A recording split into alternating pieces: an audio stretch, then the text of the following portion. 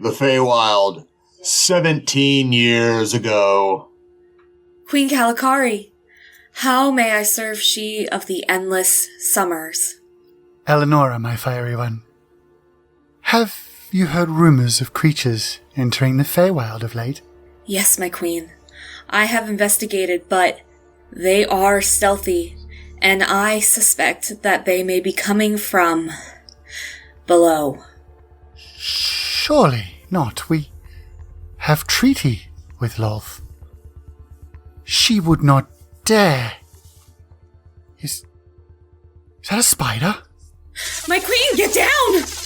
Ah! You, Elenora, how could you assassinate our queen? I would never! This was Spiderkin of Loth! They used me to gain passage. It has drained our queen of her magics. Hurry, we might still... Guards! Capture the queen slayer, Elenora! No, you fools! There is one spider! There could be more! I don't know if we will see tomorrow's sun, but if I do, my hatred will burn you, Loth. My whip, wreathing your neck in flames, will be the last thing you will ever see. Chafing Armor Podcast, Episode 12, Obsidian Storm. Welcome back to the Chafing Armor Podcast. I am your pretty princess, Dungeon Master Michael Corley, and with us tonight is Lee. Lee, tell us who you will be playing. G'day everybody, my name is Lee and I will be playing Corvus Dragonchoked, the man of many plans. Many plans that will come to fruition. And also with us tonight is Dare. Dare, tell us who you will be playing. Greetings, y'all. I'm Dare, and I'm playing Gronk of Grumsh, the mighty half-troll, half-orc cleric of two special deities. And also with us tonight is Riley. Riley, tell us who you will be playing. Hi, I'm Riley, and I'm playing Elenora, the vengeful Eldrin on a quest for her queen. Indeed. And last but certainly not least is James. James, tell us who you will be playing. Hello, everyone. I'm James, and I'm playing Gan, the Black Dragon spell scale fighter warlock who has only one mission, which is to die slaying Lolth. Indeed. And when we last left our players in this mini-series, Descent into the Demon Webs, they had all come together under the auspices of Corvus Dragonchoked with one mission: to slay Lolth, the Spider Queen, each of them having one or more reasons to do so. They gathered together at the inn at the town of Ember Falls, which had a secret entrance to the Underdark. Following the map of Jane O'Malley, they made their way down to an entrance to the Demon Webs. There, they found a ritual taking place. Before it could reach its fruition, it was interrupted by the incredible magics of the gods of Gronk, of Grumpsh.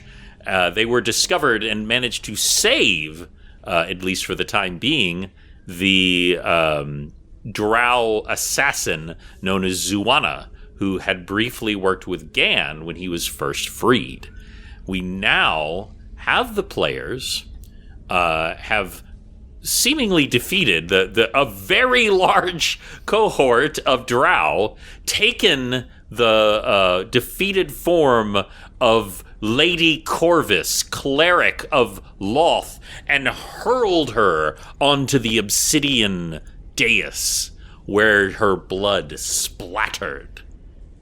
And the Weaver's Loom, the giant circular door, cracked open, and you heard a creaking voice crying out for help. What would you like to do? Well, Gan is going to turn around and crouch down to Zuana and help her up and ask her how she's doing. So she is very tightly bound. Then let's do something about that. You are, of course, you either with your glaive or with a mundane knife, you are very easily able to free her. The bindings are cruel. Something, unfortunately, which you are very familiar with the drow, there is little kindness when it comes to the drow. Quick, just a couple of logistical questions. Are y'all have any intention of freeing any of the other 4 prisoners? There is a bugbear, and the other 3 are drow. Gronk will go around and cut their bindings and tell them to run. Okay.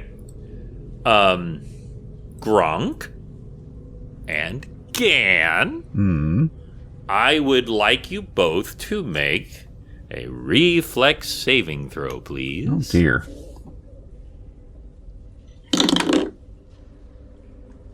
Reflex, that is a 24 for Gronk. Oh, All right, that is a pass. I just got that out of the way and rolled a nat 20 for a 27.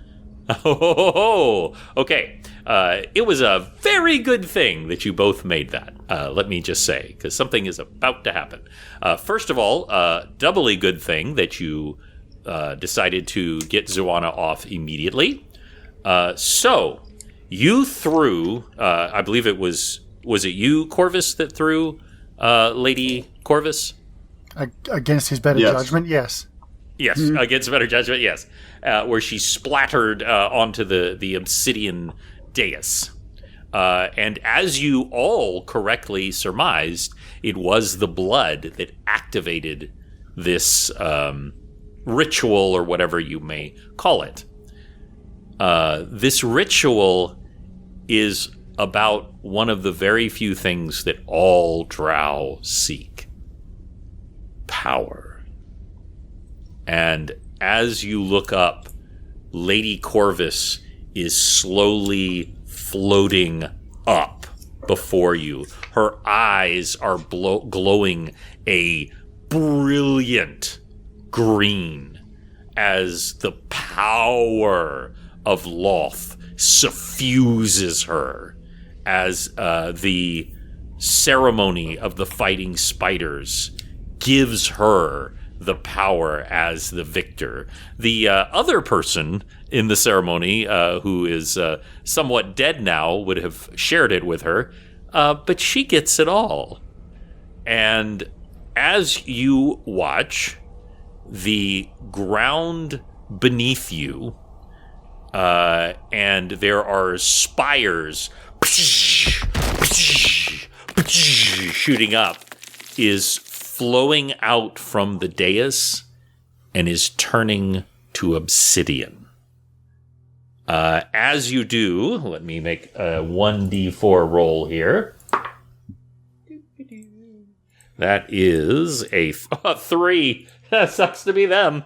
So all 3 of the drow, probably because all of them are suspicious of you and aren't sure what's in their best interest, so they don't take off running as quickly as maybe they should. You watch as painfully, horribly, their bodies are transmuted into obsidian. Several of you have seen, like a cockatrice or even a gorgon, turn someone into stone, and it is unpleasant, but it's quick. This is not quick. Part of your mind even guesses like their lungs turn to obsidian before the rest of them do, as they gasp and scream and fall to the ground, turning into obsidian. However, because you both made your reflex saving throw, and importantly, Gan, because you made your reflex saving throw, Zuana is yoinked out of the way. What I'm going to need everyone to do is decide where you want to go now, and I also need you to roll for initiative. Ooh. Through the open door would be my best guess. Yeah. Gotta go through the open portal. Like Right through. Like now, not even bothering with anything else. Got the door open. We're wasting time. Let's go. As much as I love this Obsidian Queen, we have a job to do. Yep. There's literally no reason to be here. She can have the power. We don't care.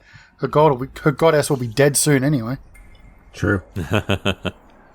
Gronk has a 23 for initiative. 23. Wow. That would be the same for me. Elenora has a 25. So I do apologize. My brain shut down for a second. Gronk, what was that? 23. 23. And for Elenora? 25. 25. And for Gan? Also 23. All right. And the very, very dexterous Corvus? 25. 25. Oh my gosh. So, It's rollies. Elenora, I'm guessing. Elenora. Do y'all have the same? Y'all have the same, don't you? Say 20. dexterity, yeah. Yep. So rollies. What you get? Really. 2. 2. Okay, so that. Oh my God! Double rollies! Woo! Got a 6. 6. 10. Okay, so Corvus, and I'm guessing that Gan, you have a higher dex than Gronk, I don't know. but I don't know. Well, Gronk, I have what a 12. Oh, yeah, Gronk has a 12. I got better than that, yeah. Okay, so the order is Corvus, Elenora, Gan, and Gronk. Normally, I don't have to count that out. You guys don't know how lucky you are. She rolled a 22. Ooh. So the fact that you all... And there is another lucky thing here, which we'll come to in a second. But first, that puts it to you, Corvus. What are you going to do? I'm going through the door. Okay. Going through the door. As you look, there isn't quite enough time to make it completely to the door, but if you use your full movement and action, which of course is double, you will almost reach it at the end of this round. Wait, the door is 60 feet away? Yeah. This is big. This is a big area. I definitely misjudged the size of this room. All right, I'm bolting for the door. Yep. We just do not have the time or resources to deal with this. We just don't. The door, by the way, the opening is big enough for you to fit through, but it's not a lot. And the door is enormous. The door is about 30 feet high, or 30 feet in diameter, I should say. But it has cracked open. You can see something through it. So you are bolting for the door at full speed. Elenora. Let's bolt for the door. What is your movement speed doubled? So that'll be 100. My speed. Through the door. Monks are broken. Yep, they are. I mean, it is that. It's that moment where you see Captain America and Black Panther just outpacing everyone as they're running into the battle because you're essentially a super soldier and you just boom, and your feet are barely touching the ground, and there are spires of black obsidian shooting up around you, and you are just deftly weaving through them, your eye catching the movement as they start to break from the ground. Not that it matters, but all of the corpses, everything near you that is living, that is caught in this obsidian wave, is instantly transmuted to obsidian as well. But we'll get to... so, are you going to go completely through, or are you going to, I'm going go to to stop the edge? right before it and wait. Okay. I think that is not necessarily a bad idea. But that is your full movement to get there in a single round, even with 100, because 50 would not be quite enough. So, Gan. Second verse, same as the first. Well, yeah, I definitely want to head in that direction, but I have somebody there with me to worry about. So It's true. This is fair. Now, I believe you can carry someone when flying, though that may impact your speed. Well, yeah, plus my flight speed is not slower. Yeah, it's a little slower than my run speed. So yeah, well, you are stupidly strong. So you can carry Zuana. Zuana is a normal-sized drow woman, so she's not. You got a point there. Super So tall. yeah, I won't even discuss it. I'll just throw her over my shoulder and head to the door. Yeah, you have cut her free, but Zuana is a very intelligent. She is literally an assassin of Loth previously, and she understands the severity of what's happening. Right. She also is familiar with Lady Corvus, and there's a reason she's called the Obsidian Baroness. So she does not fight, is what I'm saying. Yeah. And actually, I forgot to roll her initiative, so I'm just gonna do that. It is less than all of y'all's. I would have. So anyway. So that will be important. And Gronk. Gronk double steps the time. He can go 60 feet. So he makes a head for the door. All right, you are almost to there. You can hear your strong. Do you wear plate or scale? I can't remember. Or chain. It is splint mail.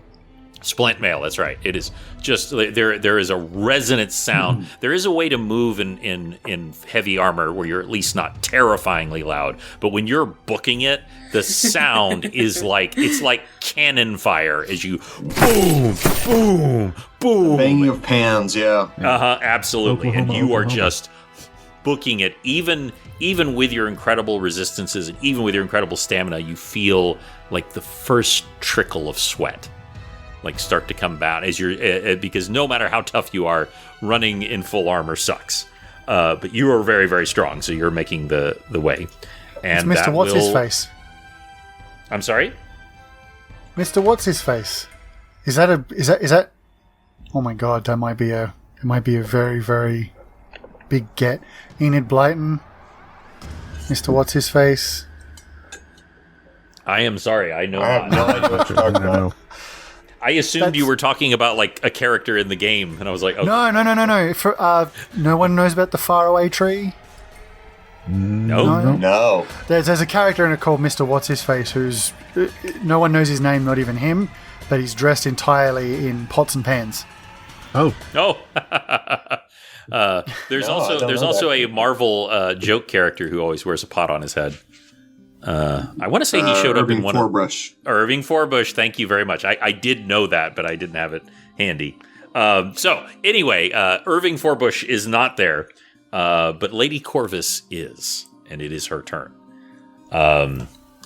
She raises up her hands. She looks less injured than before, and there are just innumerable spikes of obsidian floating up around her as she raises up her hand and just lowers them forward. And all of you hear a psychic scream. This just scream of rage and fury. And you know that it's Lady Corvus screaming at you, but you also know that it's amplified by Loth. And I need all of you to first make a reflex saving throw for the spires of obsidian hurtling towards you. All right. Elenora, what did you get? You said dexterity? Yes, a reflex saving throw. Reflex, yes. That's right. So let me add that up real quick. That is going to be 34. That will do it. But with a 34, please tell me how you avoid these obsidian spires flying at you. As they jump, she just starts kick flipping kind of off the ground, barely touching. It looks like she's floating through the air. Can't even see her connecting with the ground when she jumps from place to place. I'm picturing the Spider-Man dodging Green Goblin blades at the end of the first movie. Yes, I love it. I was picturing Toph from Avatar. Oh yeah. Toph is the best. I could totally see that. Yes. Corvus. Yeah. 24. Sorry, 34. 24. 34. 34. Okay, that will do it. Gan. I'm rolling well today. I got a 25. Okay, y'all are doing it. Gronk. A lowly 17. 17. That actually will do it. Barely.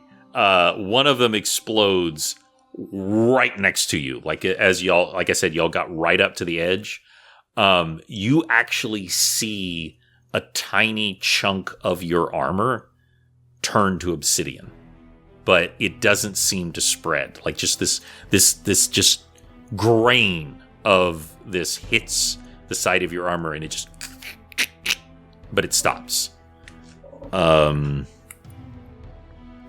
And I need all of you to make a willpower saving throw. Let's run through again. Is this considered a loaf effect? It most certainly is. Thank you for remembering that. As y'all remember, you all have advantage on all spells and effects of Lolth. Sexy. So roll twice. Thank goodness. Oh, that's so much better. Not so good the first time, huh? Just, Elenora? That'll be a 26. Okay, and Corvus? Also 26. Okay, Gan? 18. 18. Needs 17, man. And Gronk? Gronk looks into the darkness and laughs because he rolled a 31. Yeah. Oh, nice. So this is designed to bring up your worst fears and manifest them in front of you. And so when this psychic attack hits you, Gronk, you are so steeped in your gods and you've been through so much, it literally cannot affect you. I want you to, as you look at Lady Corvus, tell me what you do. He looks at Lady Corvus and just sneers and goes, "You get what you deserve." I love it. Zuana, let me make a quick roll here. Wow. Uh-oh. That was a 1. That was literally a 1. So she rolls a 1, but then she did much better on the psychic scream. That was a 3. Okay. So she will take...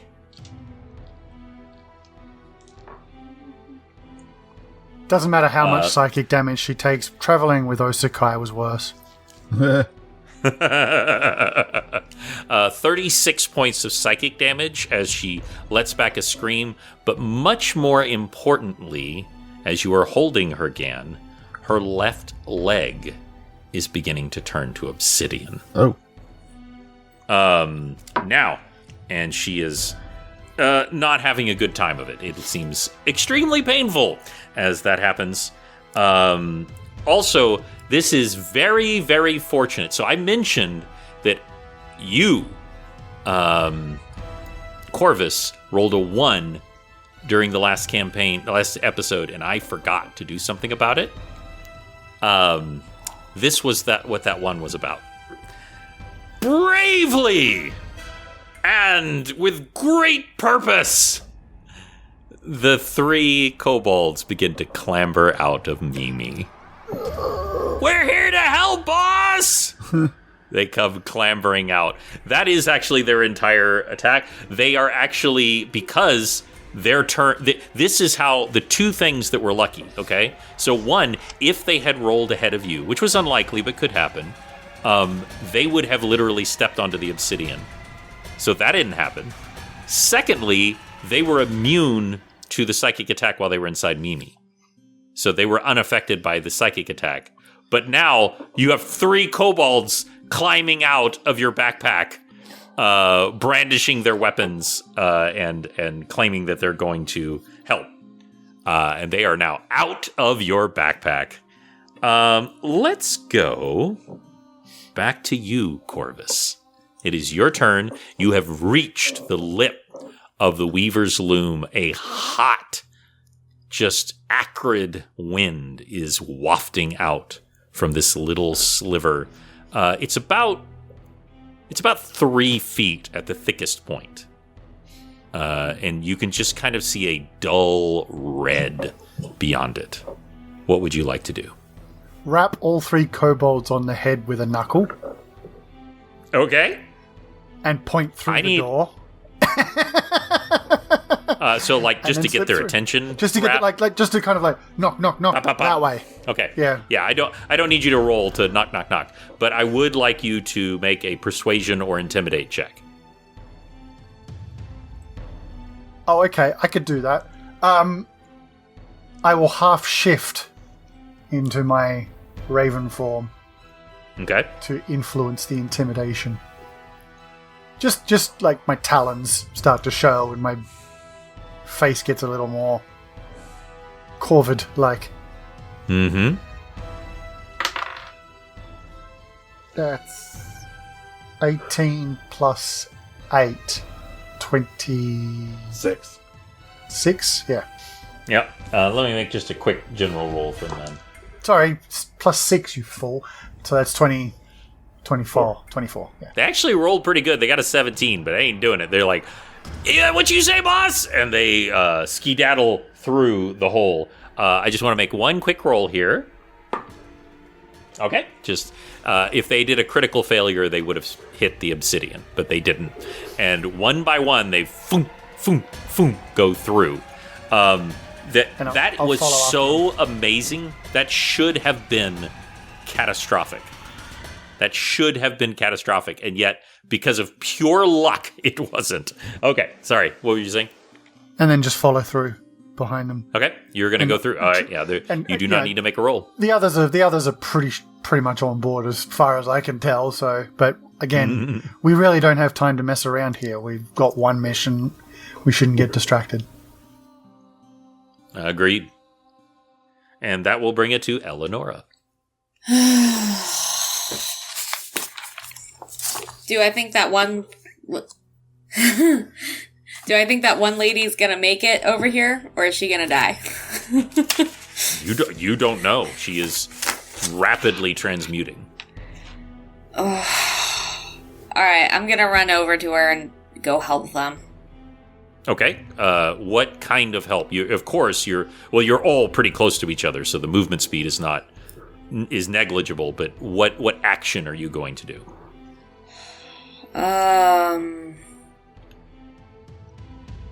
Are we able to touch her while she's transforming, or will that count as us touching the obsidian too? The truth is, you don't know. Now, you suspect touching the obsidian part is probably bad. Yeah. But you don't know if touching the rest of her is a problem. You don't. Well, I'm holding on to her, so you are holding on. Yeah, getting her. I would assume getting her as far away from this area as quickly as possible would at least mitigate some of it. I'll go grab the other side of her that hasn't started turning, and I'll go help carry her over. Okay. So, monk fast. So, Gan, obviously, you had plans. So, tell me, Gan, what was your intention when it gets to your turn? Because your turn is immediately after Eleanor. Right. Well, I was going to just get through the door, get out of, the firing range. Okay. So, what I would like both of you to do is to make a reflex saving throw. This is because it is a very tight squeeze, and Gan, you are wearing you're really big for one thing, and you're trying to get this woman quickly through, and you're trying not to touch the obsidian that she's rapidly turning to. So I would like you both to make a reflex saving throw, but I'm going to give you both advantage on this. Okay. And it's because, or I'm sorry, you can either both roll with a +5, or one of you can roll with advantage. I'd take the +5. Yeah. Yeah. Okay, Eleonora, do you want to roll then? Sure. Okay. Alright. Oh, okay, that's way better. Right. That's gonna be a 39 for a reflex. Jeez. Save. It is really like you don't really think about it, but like if you're like shimmying through a really tiny place and you're having to help someone through and yet not touch them, that's actually really hard to do.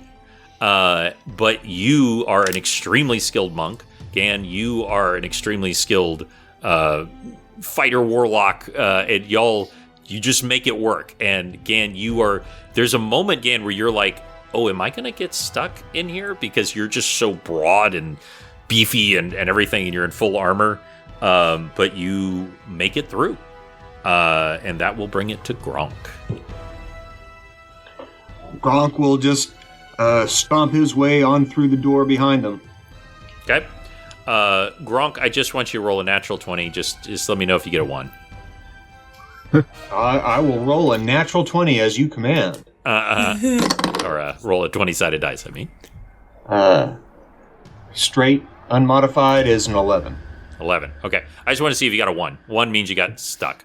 Because you are the biggest of everyone, and you just barely fit through here. And it, like you know that like the front and back of your armor are badly scraped from this, but like you're not really concerned with aesthetics as you through.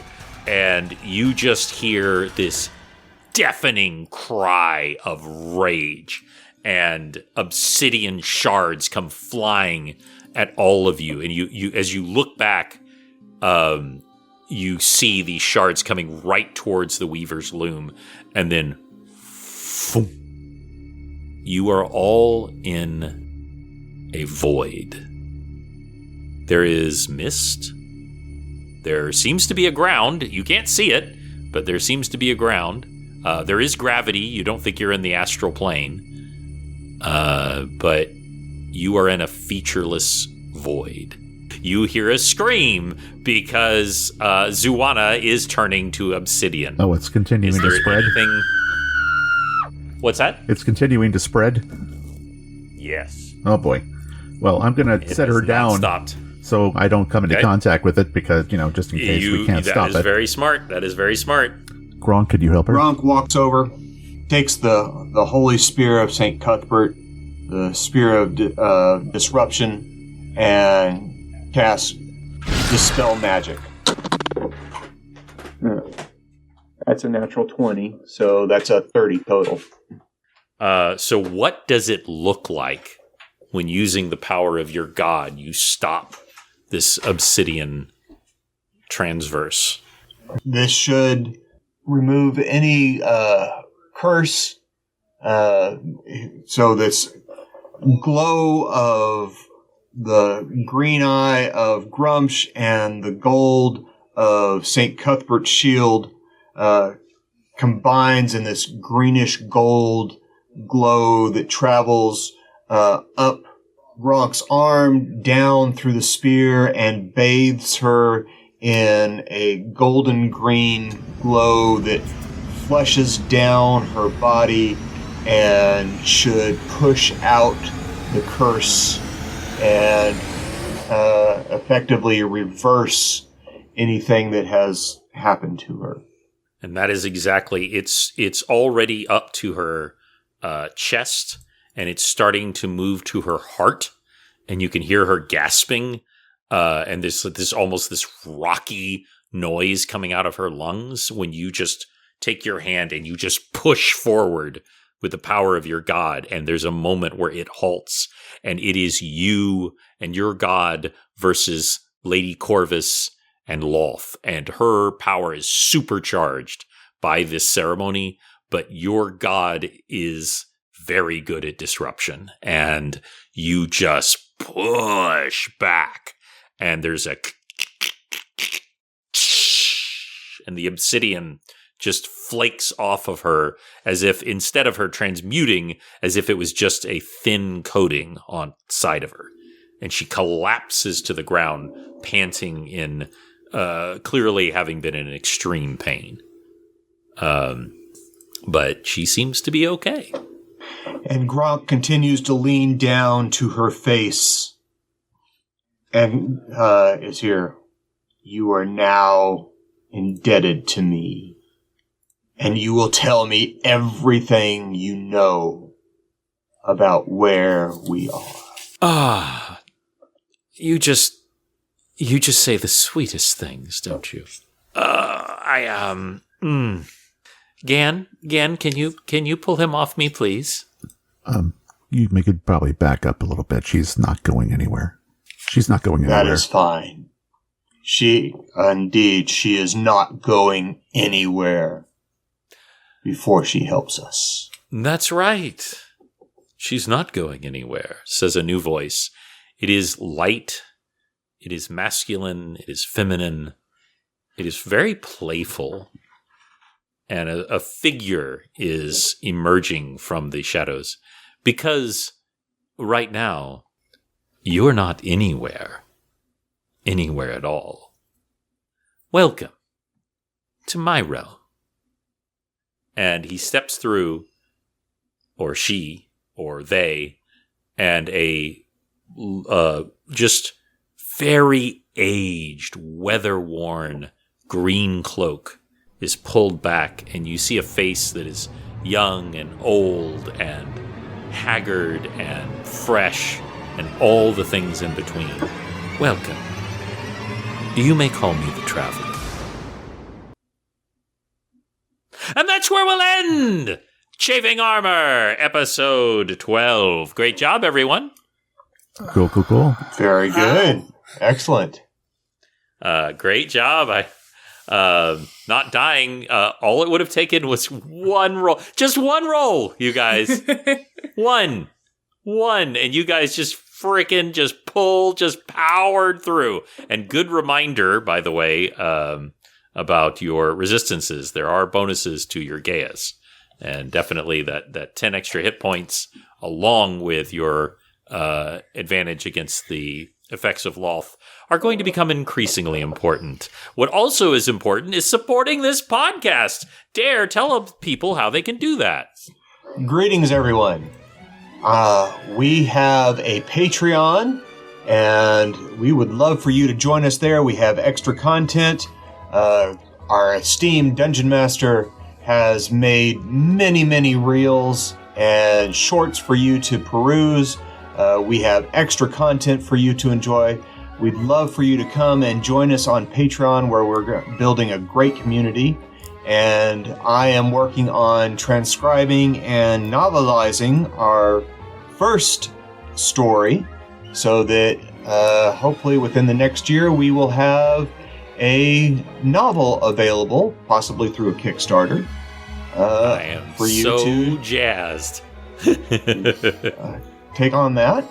And so you join us at patreon.com/chafingarmor. Perfect. Thank you I so might have much. to do my own novelization so that some of Tix's little idiosyncrasies don't besmirch the good name of Ursakai. That's right. That's right. Everybody will get exactly what they deserve. I just imagine Osakai's like, ooh, I'm dumb. I'm a big bear man. right? I'm dumb. Tix is a golden glow god who's actually 7 feet tall, not actually 4 feet tall like a gnome. Yeah, we know what's going on. The 3'7". Tall, handsome gnome walked into the room, and everyone said, oh, look how nice he smells. He was fawned over by lots of gnomish women and women of all kinds, but he had eyes for only one, the bearded gnomish wench. But if you want to see that, we have a Discord. We have lots of fun stuff. Check us all at Patreon at chafingarmor.com. Till we play with you next time, we will roll with you soon.